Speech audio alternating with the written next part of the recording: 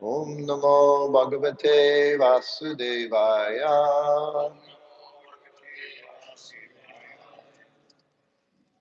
So today, we're reading from Srimad Bhagavatam, 5th canto, 1st chapter, and today is verse number 4. Samsayo yam mahan brahman dadagara sutadishu saktasya yat siddhar abhut Krishne cha matir achyuta samsayo yam mahan brahman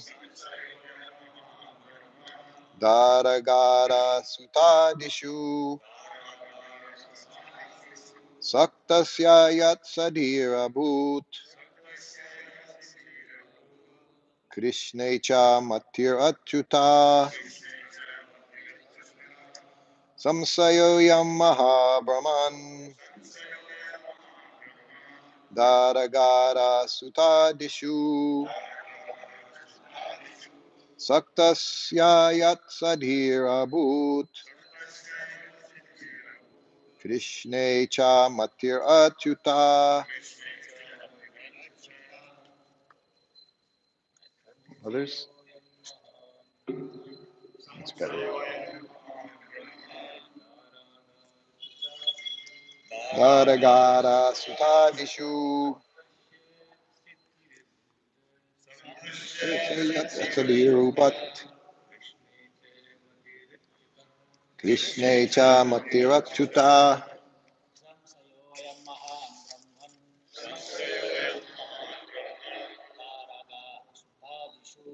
Daragara sutadishu saktasya yat sadhir abhut Krishne cha matir achyuta. Samsayo yam mahabhaman Daragara sutadishu saktasya yat sadir abhut Krishne cha matir achyuta. Samsayo yam mahabhaman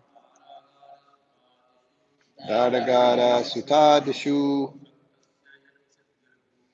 saktasya yat sadir abhut Krishne cha matir achyuta.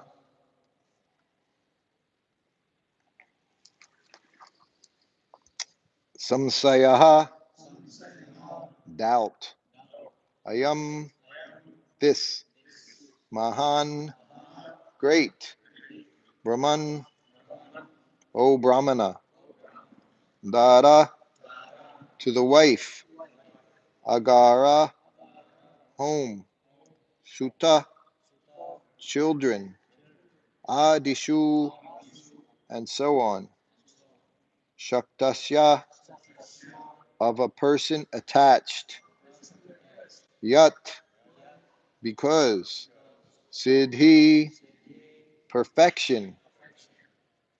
Abhut, became. Krishna, unto Krishna. Cha, also. Matihi, attachment. Achyuta, infallible. Translation. The king continued, O great Brahmana, this is my great doubt. How was it possible for a person like King Priyavrata, who was so attached to wife, children, and home, to achieve the topmost infallible perfection in Krishna consciousness? Purport is Divine Grace Srila Prabhupada. King Parikshit wondered how a person so attached to wife, children, and home could become so perfectly Krishna conscious. Prahlad Maharaj has said, Matirne Krishna Parataspato va, mito vipad yate grihavratanam. Grihavrata, one who has taken a vow to execute family duties has no chance to become Krishna conscious. This is because most Grihavratas are guided by sense gratification and therefore gradually glide down to the darkest regions of material existence. Adantagobir Vishatam Tamishram. How can they possibly become perfect in Krishna consciousness? Maharaj Pariksit asked Sukadev Goswami to resolve this great doubt. Can repeat the translation. The king continued, O great Brahmana, this is my great doubt. How is it possible for a person like King Priyavrata, who is so attached to wife, children, and home, to achieve the topmost infallible perfection in Krishna consciousness? Maganatimirandasya Ginanjana Salakaya Chaksulan Militam Jena Tasmai Sri Gurave Namaha Sri Chaitanya Manobishtam Stapitam Jena Bhutale Swayavapakadamayam Dadati Swapadandikam Panchakopa Tirupishcha Kripa Sindhu Evacha Patitanam Pavanebhyo Vaishnavebhyo Namo Namaha Jai Sri Krishna Chaitanya Prabhu Nityananda Sri Advaita Gadadhar Sivasadi Gaur Bhaktavinda Hare Krishna Krishna Krishna Hare Hare Hare Ram Ram Ram Hare Hare Hare Krishna. So that's a very good question. How, do, how does one attached to material things, such wonderful things, become Krishna conscious? Srila Prabhupada, he has one of my godbrothers who's everyone English class. No translation necessary. Okay, thank you. So first, I'd like to say very happy to be here today. Somehow or other, I was fortunate to come with Panchagoda Prabhu, temple president in Vrindaban Dham. And I was in Jaipur once, 1981. So it was a long time ago.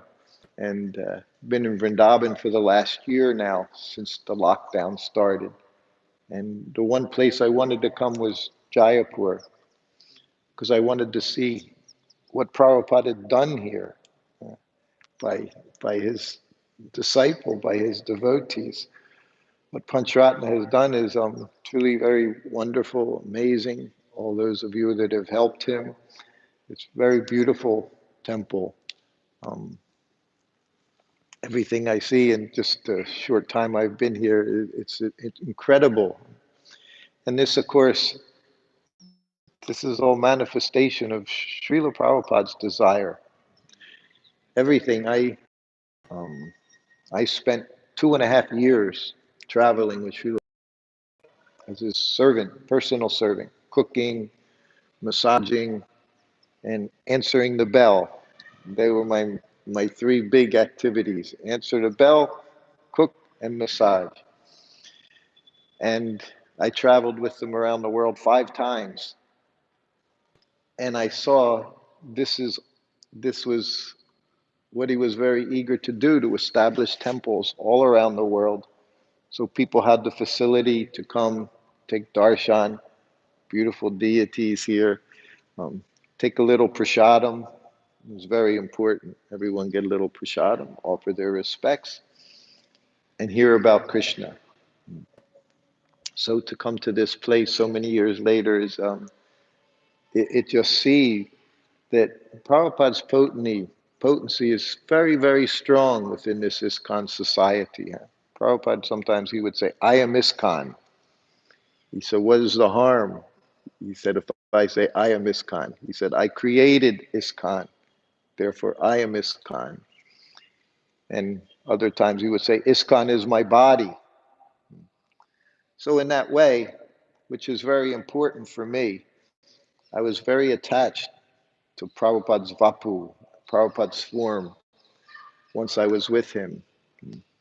Doing other things was difficult. Always wanted to personally serve Srila Prabhupada. But that's what we get to do this very day within our ISKCON society, is to continue to serve Prabhupada personally. Much relating to this verse, but so many things I learned with Srila Prabhupada. Main thing I learned, everything is personal. Prabhupada came to destroy voidism and personalism, to show us that everything was personal. And he did it in very simple ways. If you were around him, he would show you how everything was personal. One of the places I received so much instruction was in New Dwarka. New Dwarka is Los Angeles. In 1972, 73, Los Angeles was the world headquarters of ISKCON. People would travel from all around the US to learn Pujari, to learn how to do Pujari service. So it was our very first established temple. The deity worship was like nowhere else. And in all of our temples, that's what goes on. In Vrindaban, we're there now in Vrindaban, every day tens of thousands of people coming during Kumbh Mela, because you cannot see temple activities like Prabhupada established in his centers. Where can you go where kirtan, the life is always going on, for the deity worship? They stand in line sometimes for hours just to take a glimpse of the deities in Vrindaban. So this is all what Srila Prabhupada has given us. So I was saying in Los Angeles, his flat was on the first floor. So he went up one flight of stairs. It was right behind the temple room. And one day he was walking down the stairs. So there's a hallway, and there were a few rooms where his secretary, servant, and Sanskrit editor would stay. And the one day he's walking down the stairs and he sees a bead bag and hanging on a doorknob. And he walks down and he looks at me. He said, "Whose bead bag is crying on the doorknob?" It was crying. It's personal. A week later, he's walking down the stairs and there was a little called radiator, heater, hot water radiator heat with a little table over it. And there was a plate of prasadam sitting on the table. And he walks down the stairs. Prabhupada never missed anything. And as he's walking down, whose plate of prasadam is crying on the table?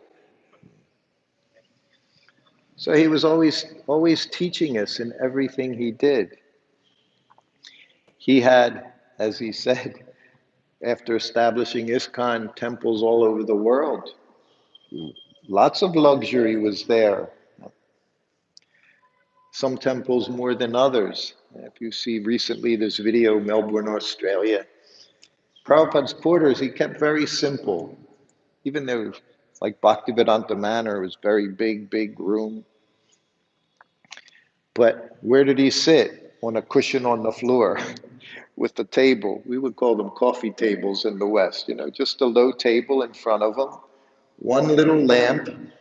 So in the middle of the night when he was translating while we're all sleeping, just that one lamp was on. He didn't turn on 20 lights in the room so it's very bright. No, just for his work. And how he took prasadam. You've seen pictures, Prabhupada taking prasadam, sitting on a straw mat, facing the wall. Not sitting against the wall, leaning back. No, sitting straight up. And he took prasadam like this generally. He always had his arm resting, and that's how he would, with the one leg up and the other under him. With little choki, little table in front, thali, very rarely spoon. He was very expert mixing. All of you know how to mix up everything, make your khichdi, everything in the khichdi. So Prabhupada did all these things, very simple. Even though he could have had anything, life of luxury. He didn't need anything. One of the, being with him, and I said I was with Prabhupada a year and a half, and amazingly, not amazingly, but I was with him as a brahmachari for 16 months, so-called brahmachari. And I was 21 years old. Then after 16 months, I left his service, his personal service. I got married. Somehow or other, I was away for 8 months. Then I became his servant again for another over a year as a grahasta. Prabhupada never dealt with me any differently. This is what we're talking about here. Prabhupada saw his disciples. They were all his servants. They were all his personal servants. Not just that he had one personal servant. Everyone was serving him personally. What to speak if we see a bead bag as personal, plate of prasadam, everything is person. Prabhupada would say just like the horses, the cows, the dogs, he would say person. They're persons because they all have spirit, soul. So his disciples, he dealt with us all in the same way. He didn't see a sannyasi and he would deal with him one particular way. All of us at one point, we were all grahastas. His secretary was grahasta, married with a child. I was a servant, married with a child. The Sanskrit editor was married with a child, and they all traveled with Prabhupada. Not the wives and children, but so he had them as grahastas traveling. And the women and children, they would be set up, some temple, Los Angeles, New York, Hawaii, wherever it was, that they were taken care of nicely because we were doing our service. So Prabhupada dealt with this all, and he expected very much from every one of us. 24 hours a day service. And when you're doing that, whatever else is there, that's okay. I started out saying one very famous, familiar with Ambarish Prabhu, or godbrother Ambarish, Alfred Ford, one who's built most of the Mayapur, uh, the temple at this point there. Huh? And Prabhupada said that he told me once, Prabhupada said to him, you can't change your destiny. So that was very specific for him. He was born very, very wealthy. There's no question he was going to live a different lifestyle. He was born into a certain situation. We're all born into certain set of circumstances due to our past activities.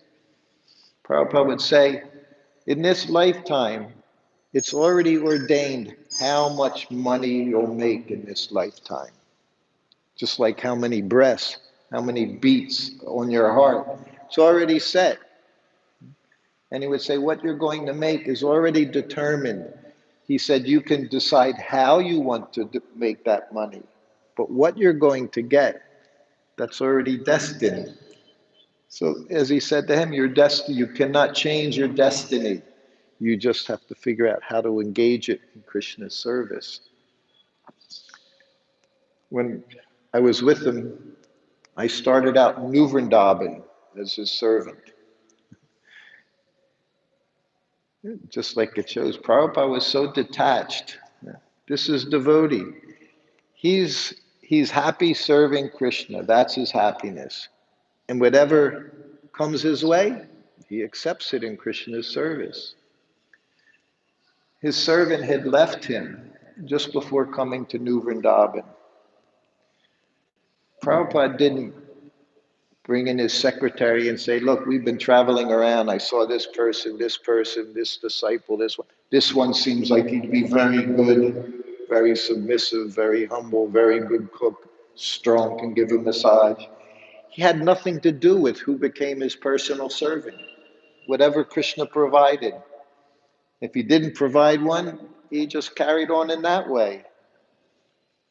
And by destiny, by fate, by good fortune, I was the next one. I became Prabhupada's servant. He had seen me a few times, but he didn't know. He was suggested, Srutakirti will be your servant. Prabhupada accepted it. So when I became his servant, one of the places we went to, where we traveled to very often, was Juhu. Once he got that land in Juhu, Prabhupada went there to secure it again and again from Mr. Nair, who was always trying to take it back. So before there was anywhere to stay, he would stay in different life members' houses like that. So this one time, we were in Mumbai, now Bombay, Bollywood, and we were staying at one person's house who was connected to the movie industry, the Bollywood scene. So he had a very gorgeous palatial house. And after traveling with Prabhupada for a few months, I was very, very happy because we usually stayed in very simple places. First place I stayed in India was Radha Temple for the entire month of Kartik. But the facilities were very basic.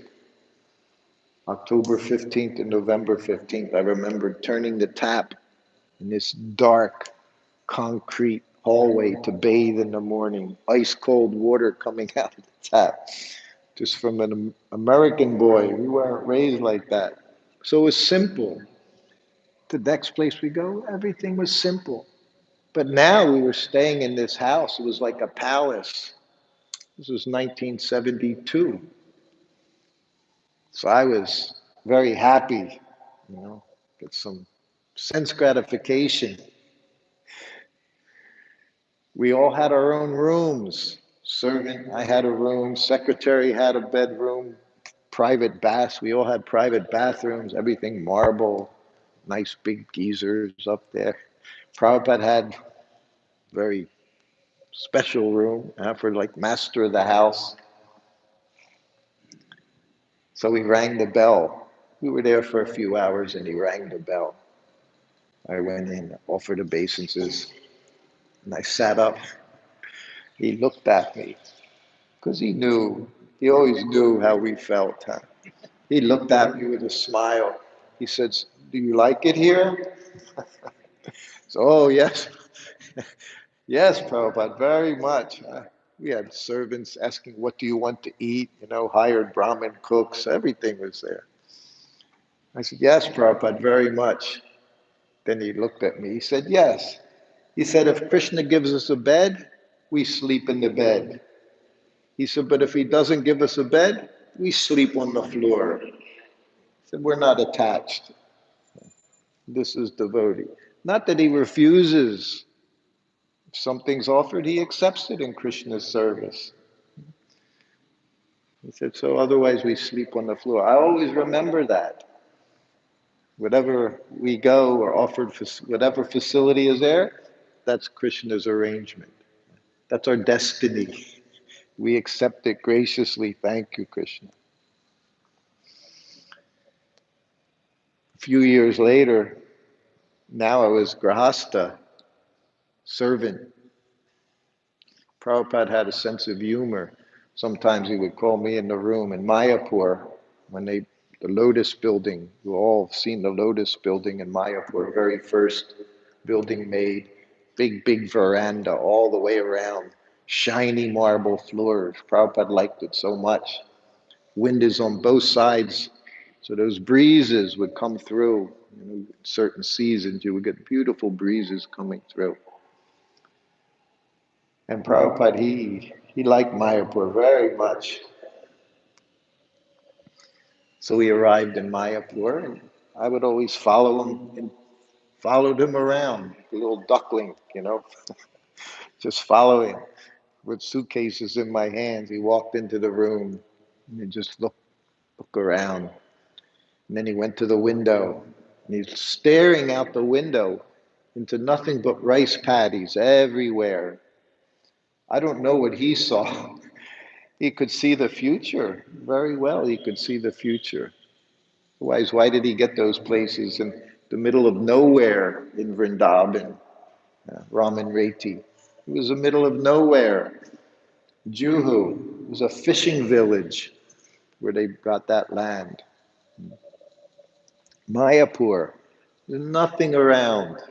In the distance, you could see Chaitanya Mat Temple, Gaudiya Mat Temple in this direction, kilometer down this way. And he was looking out, and I came into the room, and he hears me. He said, "So, Srutakirti Maharaj, how do you like it here in Mayapur?" I was a Grahasta. He called me that a couple times. Srutakirti Maharaj, he would say, not just Maharaj, he would say your name, Srutakirti Maharaj. He said, "How do you like it here in Los Angeles?" He knew that was my favorite place, Los Angeles. Very opulent, very easy to get anyone to help you in Prabhupada's service. In India, not so easy. Everyone was busy trying to take care of themselves. I was saying on the way here, there were many times in India, us Westerners, we couldn't be more than 30 seconds away from the nearest bathroom because you never knew when you had dysentery, you'd have to run. So we were sick very often. But those Los Angeles, I liked very much. Prabhupada liked it everywhere. He turned everything into Vrindavan, everywhere he went. And in the same way, his room was just like his room in Vrindavan. Bed was there. Everything else, you were on the floor, cushion on the floor. He had a cushion on the floor. He would lean back and relax. So in Mayapur, when Prabhupada was there, he had those two rooms, sitting room and his bedroom. And then the next two rooms, they were vacant when Prabhupada was there. And on the other side, we had a room, secretary, servant, Sanskrit editor. So at this time, Brahmananda Maharaj, he was Prabhupada's secretary. I was his servant. Brahmananda and I, we had a very interesting relationship. We were very close. And of course, over the years in Vrindavan, we were very friendly, very close. But as his servant, I guess, and him as his secretary, we had different duties. One time Brahmananda said that, Srutakirti, you just have to accept him. He's Prabhupada's servant. I don't know what I was doing. But he said, you just have to deal with him. Because when we arrived in Mayapur, so I set everything up in Prabhupada's room. Then I went back to my room. So I traveled. When you were with Prabhupada, always traveling. You had a little suitcase, you couldn't. And I was always giving everything away. I never accumulated much. So traveling with him, I had a straw mat and a chadar. And clothes, a few sets of clothes. So whatever it was, summer, winter, you would lie down, the chadar over you. That was your bed. So we get to Mayapur, and Prabhupada, he would walk back and forth on the veranda, hand in his bead bag, chanting. He's walking back and forth, and then he steps into the room, and he looks, and Brahmananda, he's sitting on the bed with a fan, under the fan, and he's got a mosquito net around him. And then he looks over in the corner, and he sees his servant, sees me sitting in the corner, sitting on the straw mat, in which everybody would chant. And Prabhupada looks at Brahmananda, and then he looks at me, then he looks at Brahmananda. He said, actually, he said, Srutakirti's detached. So Brahmananda kind of looked at me, and I'm smiling, of course. But Prabhupada would see the simplest things, and he would say things. But for a devotee, ready to accept any situation, he just wants to serve Krishna. This is what Prabhupada, as he traveled all around the world, but now the facility is given to everyone These facilities we didn't have in those days, in the 70s.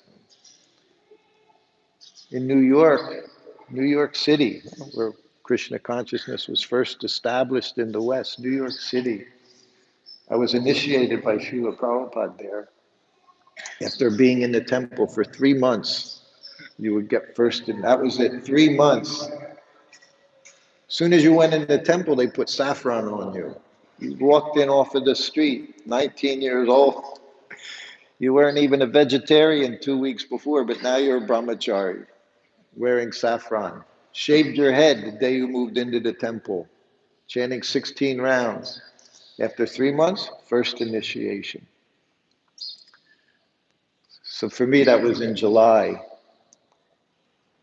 And Prabhupada was initiating 10 devotees a day, every day, for over a week. So that was a lot. That was a lot of devotees then, every day. And they were coming from all over the US in vans and buses, whatever it was, to get there, to personally get initiation from Srila Prabhupada. And we had no proper dhotis, kurtas. We had cloth that was bought at a cloth shop, a big roll, like they sell the big bolts. But this was synthetic cloth, plasticky cloth. And the cloth of color was yellow. You see those old BTGs, everybody on Sankirtan, women yellow saris, men yellow, kurta yellow. So they weren't kurtas. We did it ourselves. We made our own neck beads. It wasn't Tulsi wood. There were no stores to go to, no Indian stores, no gift shops in the temple. None of this was there. No cartels, no murdungas, no chandan. We just use Fuller's Earth. You got at a hardware store. It was white, white, white. You could put it on at 4 o'clock. At 9 o'clock at night, it was still there. It was like paint. It was like putting paint on your forehead. So that morning, we made our neck beads out of wood beads from a craft shop. We made our japa beads. The day before, Prabhupada chanted on every bead. So he would sit there that morning and chant japa on all the beads.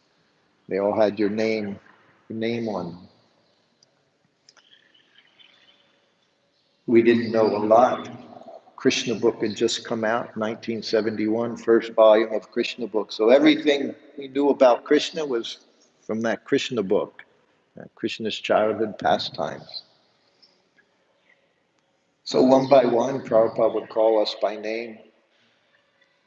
Then got to my name, Bhakta Vince. So you go up and you had to learn everything. You offer dandavats, left side to the Vyasasana. Some people would do it feet facing the deity, some this side, some.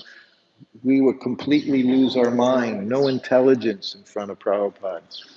Pure devotee from the spiritual world. So I offered my obeisances, and Prabhupada looked at me, and we knew what he was going to say. Basically, he always said, so you're memorizing, literally memorizing the 4 regulative principles. You're following him, but to be able to say it in front of Prabhupada, because he would steal all of your intelligence. He didn't try to, it was just natural. We would lose everything.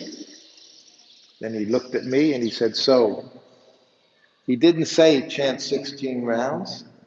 He looked at me, he said, and how many rounds do you chant? Because he knew I was a problem right away. And I said, oh, Prabhupada, I said, I'm chanting 20 rounds a day. So I was proud. And Prabhupada looked at me and went, was not impressed. Then he looked again and he said, and what are the principles? And I, no meat eating, no intoxication, no illicit sex, no gambling. Then he said, your name is Srutakirti. And the devotees went, oh, honey. And then he said, Srutakirti is the name of Krishna. And it means one whose activities are world famous. And then everyone went, ooh, this is the name of Krishna. And then he looked at me again and he said, and you are Srutakirti Das.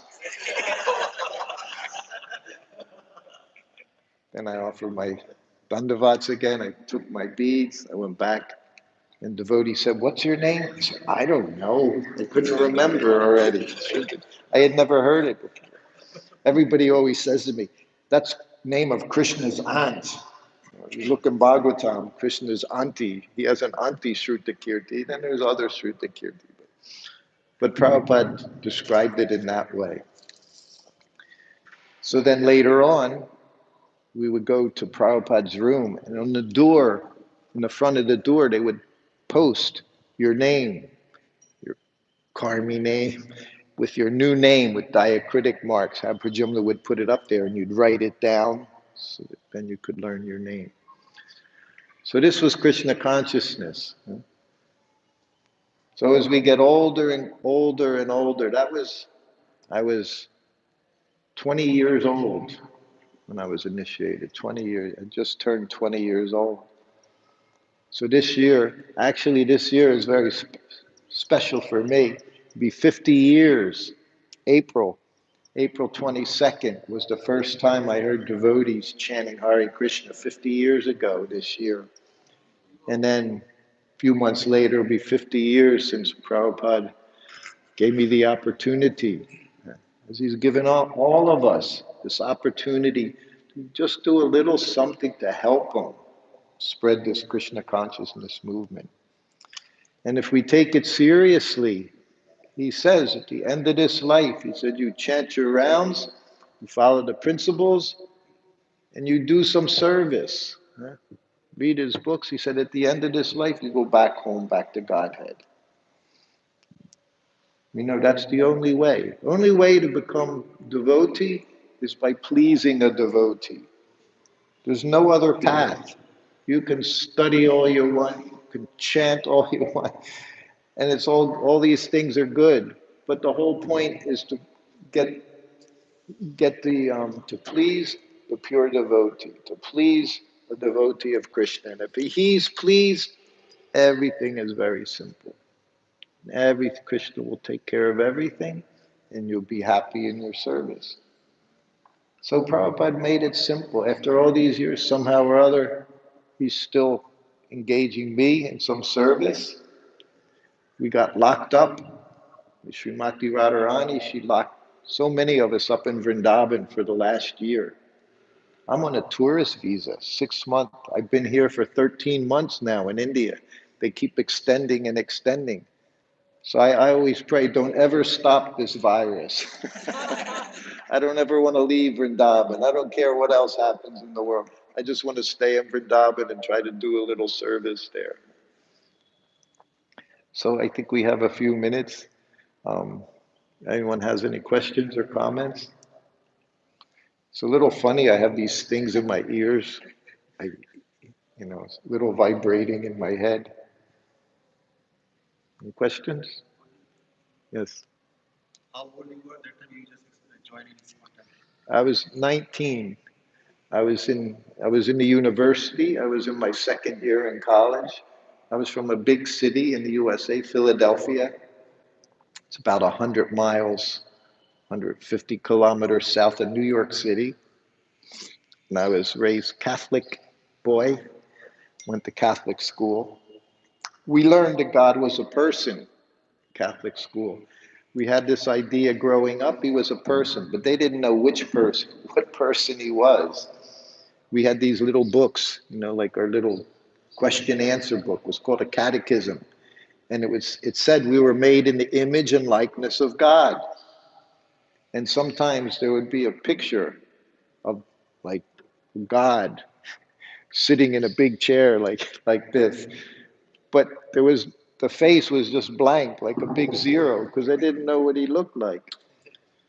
So at some point at 19 years old, 1971, lots of things were going on in the world. And when you're that age, it's when you start to think, question. I started to question everything. Why am I even in college? What's the whole point? Why should I be mad after trying to have a girlfriend?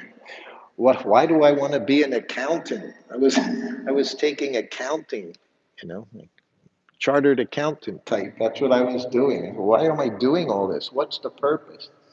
And I started praying to a God that I didn't know existed or not. I didn't read any books. I tried reading the Bible because I was raised, with understanding of the Bible, but it didn't make any sense. I didn't have a teacher. I didn't seek a teacher. I wanted a relationship with God. That's what I wanted. I didn't just want to know God existed. I wanted a relationship with God, just like that. And I was miserable because nothing made me happy. And I started praying. If you're there, if you're listening, praying to God, do something. Anyway, I tried different things, nothing worked.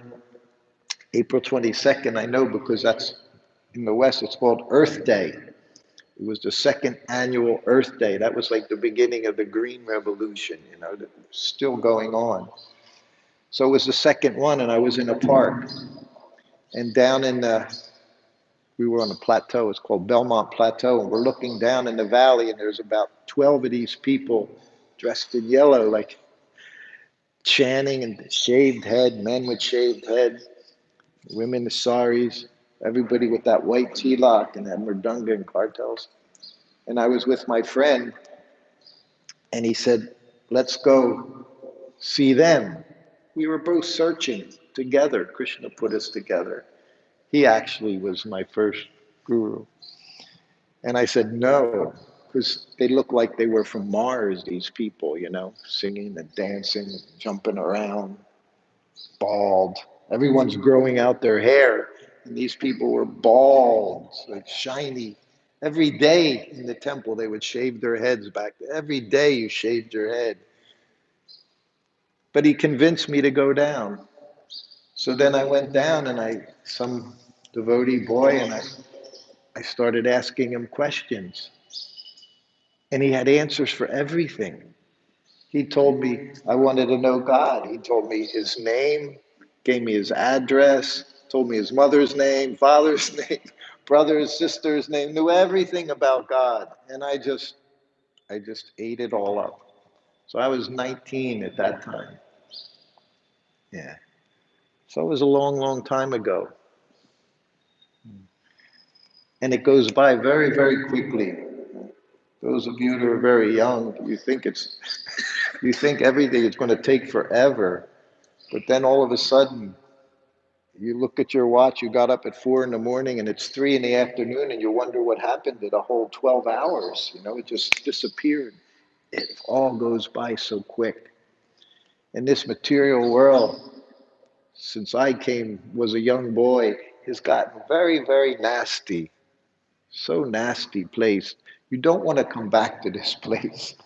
So we really need to take shelter of the temple of Srila Prabhupada. As far as Grahasta, Prabhupada said inside, outside, doesn't matter. He said, but outside it can be more difficult. Outside means if you don't get association of devotees. And most important thing is to get that association of like-minded individuals, those that can help us make progress, encourage us. As Prabhupada encouraged, I could tell you, we could sit here all day, I could tell you how he always encouraged me from whatever position I was in. Never discouraged me. Even I had no qualification. He would encourage whatever little spark there was to do service. Because he knew that was the key to everything. It's that submissive service. Very important. Not just armchair philosopher. Those days we would say there are two kinds of devotees. You had bookworms, you know what a bookworm is? And earthworms.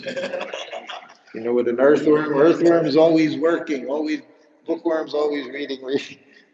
So I grew up in New Vrindavan. We were all earthworms. Kirtananda Swami said, we're not reading Bhagavad Gita, we're living Bhagavad Gita.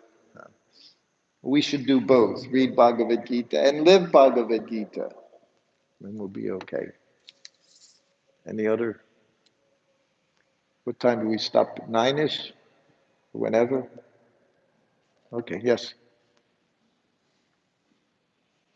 So, like, although we are trying to engage in Krishna consciousness, but same time, so many facilities around us, and how can we avoid and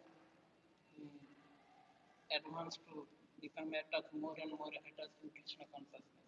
Like that, when you are You mean so many nice material facilities? material facilities, but that time was when what you were telling, maybe I think not so much like this time. Hmm. So how can we develop Yes. attachment in Krishna consciousness? It all, what I found, personally, there are many different ways, things to say, but personally, I found the older you get, you realize you can't enjoy anything.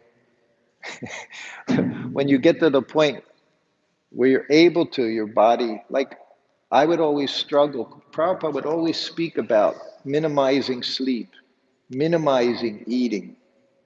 So I traveled with him. So every day, literally every day, I was right there. Prabhupada was sitting in Vyasasana, I was sitting on the floor right in front of him. And I always tried to pay attention. I tried to be focused. It's not so easy all the time. But each day, and he would talk about minimizing eating, minimizing sleeping. And you're this 21, 22-year-old person. Minimizing eating isn't something you're thinking about, especially when you became devotee. Only sense gratification you had was eating prasadam, and Prabhupada knew that. He told George Harrison, he said, when George Harrison would come to the manor, they make all kinds of nice samosas, halava, sweet rice, all these wonderful preparations, all cooked in ghee, very, very nice. And as soon as he would come, Prabhupada would rub his head, he'd sit on the floor, talk to Prabhupada. Others would be in the room. And Prabhupada giving him prasadam, giving him prasadam. And George said, Prabhupada, I can't eat anymore. No, take more prasadam, he'd say. He'd just stuff him with prasadam. And then he'd hear Prabhupada saying, eat less, sleep less. And he's stuffing him with prasadam. And George said, Prabhupada, I can't eat anymore. Prabhupada said, take prasadam. He said, prasadam can never hurt you. It might kill you, but it won't hurt you because it's prasadam. If you take too much prasadam. And George would keep eating. And twice Prabhupada said to me, once he said it to George, he said, I hate sleep. This is devotee. That's why I know I'm not a devotee, because I like sleep. After a difficult day, Prabhupada said, I hate sleep. He said, it's just a waste of time. He said, whenever I go to sleep, I think, now I'm going to waste my time. And he said it to George Harrison. George Harrison said, so do I, Prabhupada. He said, I don't like sleeping. Prabhupada said, no, I hate sleeping. The one day he said it to me in Mayapur. He's sitting in the bed, legs stretched out, sitting up. He's talking to me. He said, I hate sleeping. Every day after lunch, he would take a little nap, 15 minutes, half an hour, whatever. He looked, he said, I hate sleep. He said, I'm just wasting time. And then he laid down and in one motion pulled the covers over his head. He just laid down very happily, relaxed. So this is devotee. Whatever you need to do, you do for Krishna. So even though he hated it, then he looked like a little child, very peacefully resting. These things we have to become, our process is not one of detachment, it's one of attachment. Our business has become attached to Krishna, attached to Krishna's service. And the more we do that, whatever is there is okay. But I tried to reduce my eating when I was with Prabhupada. So we were at Bhaktivedanta Manor in 1973. So now I've been with him for a year, more than a year. I was brahmachari, and it was Janmashtami. So what do? You fast. And then it's Prabhupada's appearance day. What do? We fast. So at midnight, I ate a little bit of fruit after arti. Because after you fast all day, your stomach shrinks, right?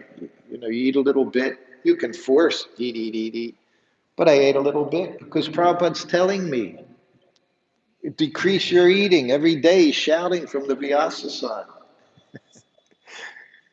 So I ate a little fruit salad and I was done. Then it's Prabhupada's appearance day. Of course, I give him massage, everything in the morning, go on the morning walk.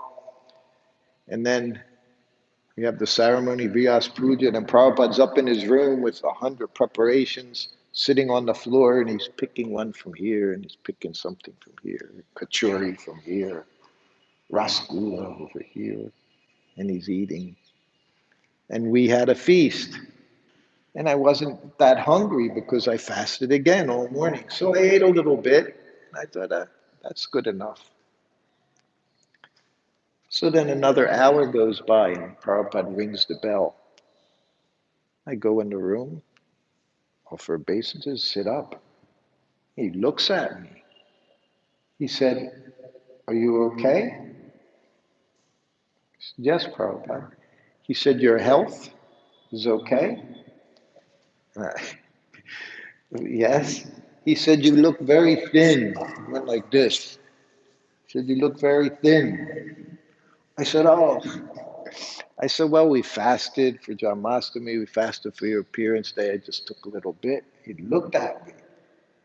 He said, "You have service to do." He said, "You have to massage me every day." He said, "You need to be strong."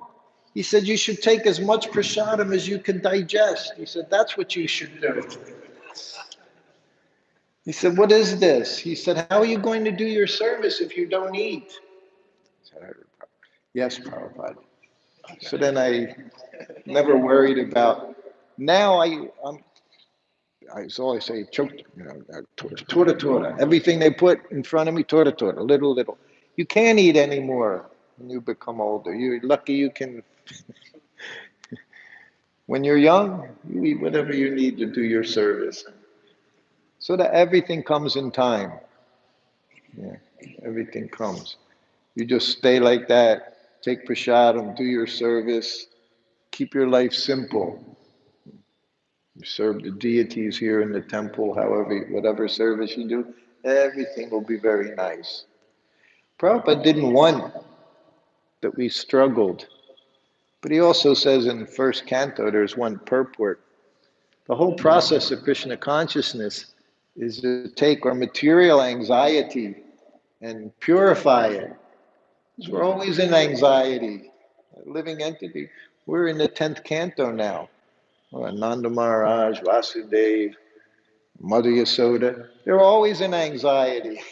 They're happy, they're in ecstasy, but they're in anxiety over Krishna. So that's what happens with us. We're in the temple, we're in anxiety, this thing, that thing, this program. So everything we transfer for Krishna. And in that way, then we become happy, we perfect our lives. Anything else? Hare Krishna. What was the Srila Prabhupada's one day schedule, 24-hour schedule in that days? What did he do in 24 hours? Yes.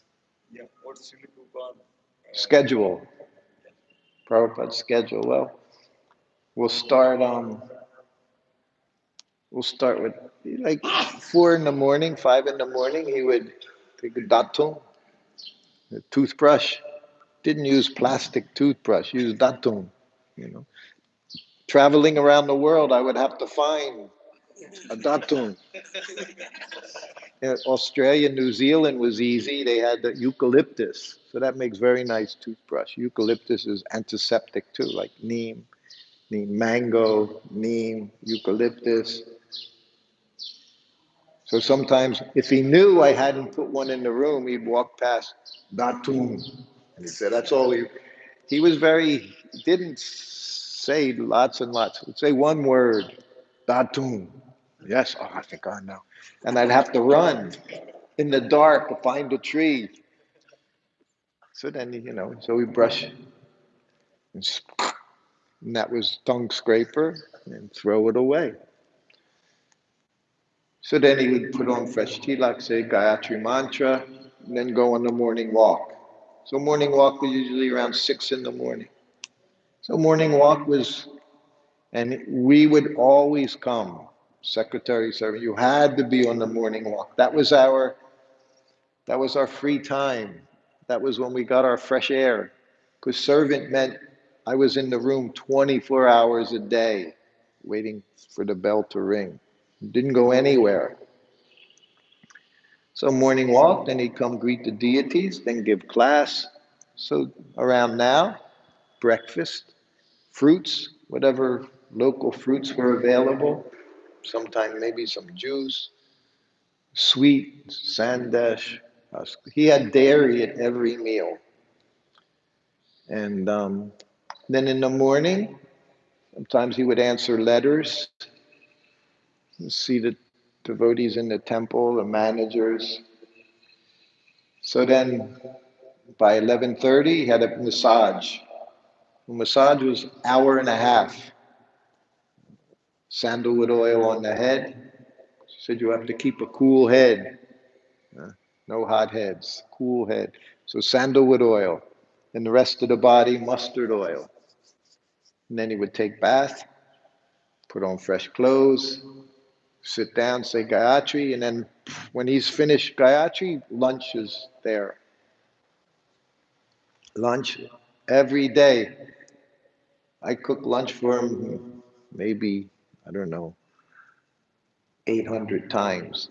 Rice, chapatis, dal, every day. Rice, chapatis, dal, different subsies.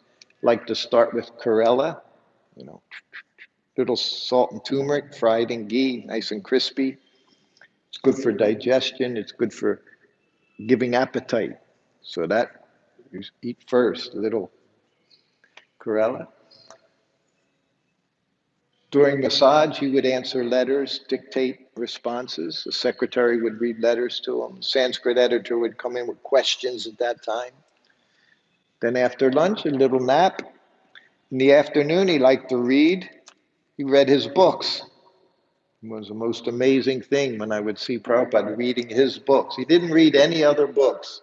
He read his books. That's a whole other story. And he would also do bhajan at that time. Sometimes he would just sit down, play the harmonium.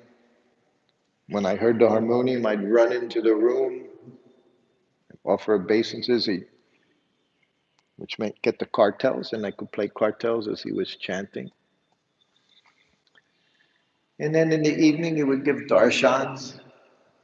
People would come, especially in India. Darshan was open for everyone, because that was their only pleasure. For Westerners in India in the 70s, they had no real enjoyment. There was no sense enjoyment. It was only austerity. So he gave himself every day. And that's what the devotees survived on in those days. It was Prabhupada. We're still all surviving just by Prabhupada in these days. But these days, not so much austerity, not even in India. Everything is available, even in Vrindaban. But in those days, it was difficult for Westerners in particular. I think we should stop here. Yeah? Or, yes? Okay. Srila Prabhupada ki jai. Hare Krishna. Thank you very much.